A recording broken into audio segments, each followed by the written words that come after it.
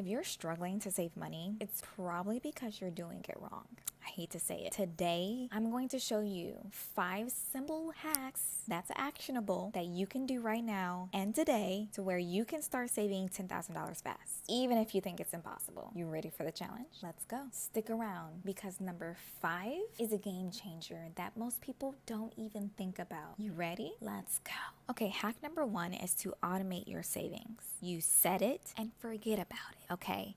Now, most people, they tend to pay themselves after they've paid their bills. That's backwards. Pay yourself first and then pay anything else. That's so important. And a good way to do this is just by setting up an automatic transfer. Set up about $500 to $1,000 that's automatically withdrawn from your checking account and into your savings account. And you can do automatic withdrawals bi-weekly, weekly, or even monthly, whichever is comfortable with you. Do an automatic transfer to where you're paying yourself first before you pay anyone else or anything else. Step number 2 within automating your savings is to set up a high yield savings account. They can be Ally, Goldman Sachs, Wealthfront. I personally use Wealthfront and Goldman Sachs. The link is in the description box. These are very good opportunities because if you do have a large lump sum of money in your account and it's just sitting there and it's only collecting very low interest rates, you want to get these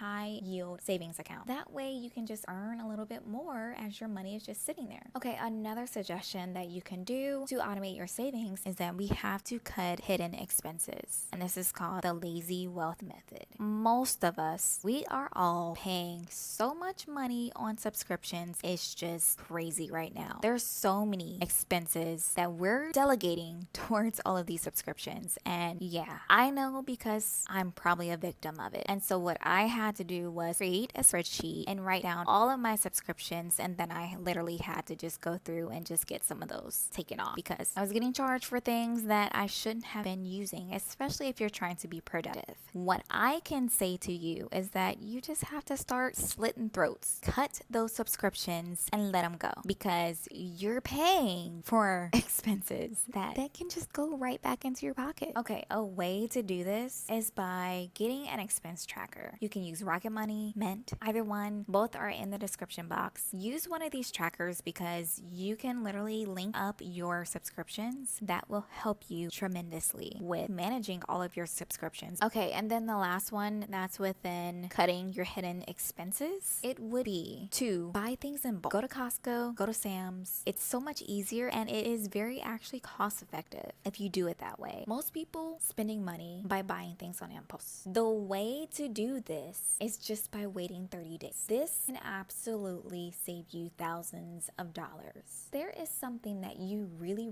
want, wait 30 days.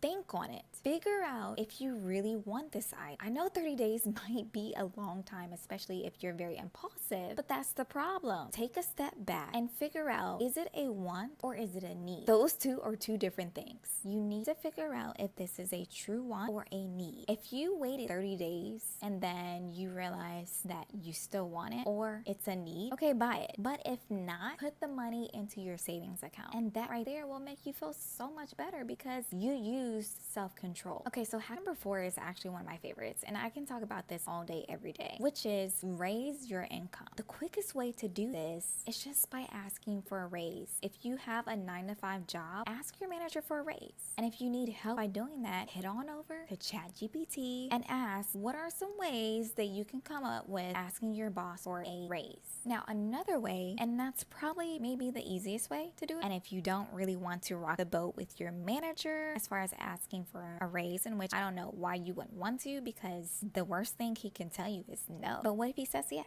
He or she. Number 2 is to just do a side hustle. Side hustles are probably one of the easiest things to get started just because you can get started sometimes with little to no money. You can do DoorDash, Uber Eats. If you're creative, you can start a digital business selling digital products, selling services to companies. Either one of those are simple side hustles. You can even look around your house and sell things that's just lying around that you don't need anymore, selling it on eBay. Another way is to use a savings bucket. And I know you're wondering, well, India, what is a savings bucket? I'm glad you asked. Well, a savings bucket is a savings account where you literally can't touch it for a certain amount of time, and it could be from 6 to 12 months, however long you want to set it for. Accounts like this can be accessed by banks such as Ally. They have a savings bucket where you can set up an account with them, put money into their savings account, and literally not touch it for 6 to 12 months, depending on how long you want to go. Things like this is very important because it's teaching you to keep your money in that savings account and not touching it. And let's just be clear, sometimes it takes us a little push where we have to learn a habit, and sometimes habits, they can take, they say 3 weeks, 21 days. No, some habits, it takes a little bit longer. Having a savings bucket, this can teach you to be more disciplined with your money. Okay, so these are all of my hacks to save $10,000 fast. Now, it's not gonna happen overnight. I get it. You just gotta be patient with yourself. If you need more help, leave a comment. Let me know what your thoughts were.